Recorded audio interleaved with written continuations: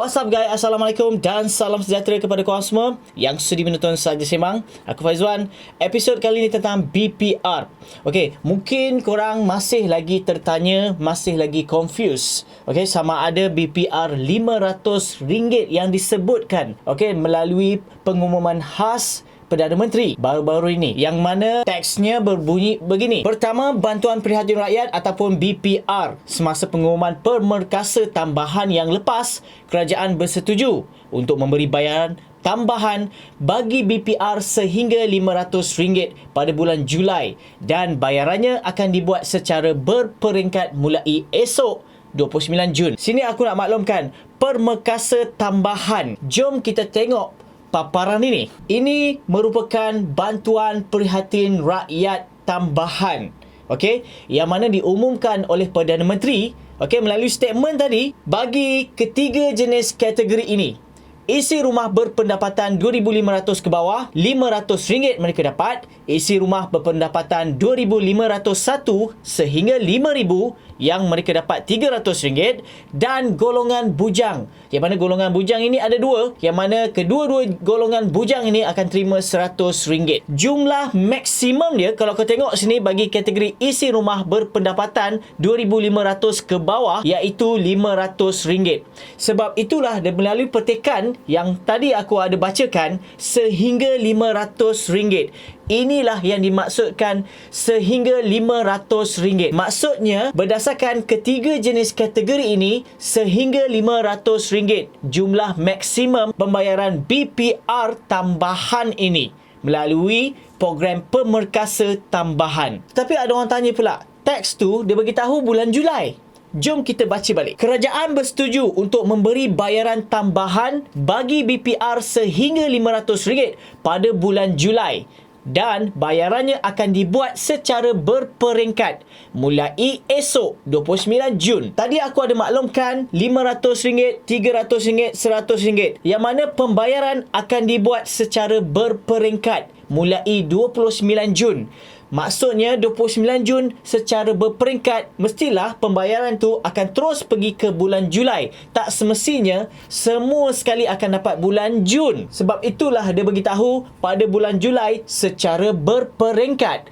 Kau baca balik, pada bulan Julai, dan bayarannya akan dibuat secara berperingkat. Start 29 Jun, 30 Jun, 1 Julai, tak tahu 2 Julai, korang akan dapat secara berperingkat. Dah masuk bulan Julai.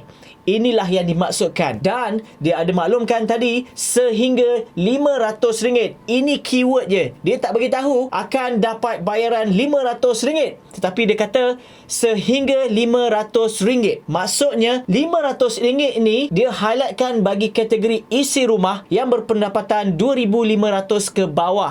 Yang mana mereka dapat RM500 bagi kategori isi rumah yang berpendapatan RM2,501 sehingga RM5,000, yang mana mereka akan dapat RM300. Dan kategori bujang pula, yang mana ada dua, mereka akan dapat RM100 dan RM100. Kategori dua bujang ini. So dia tak highlightkan semua, tapi dia highlightkan jumlah maksimum. Yang aku bagi tahu tadi, sehingga RM500.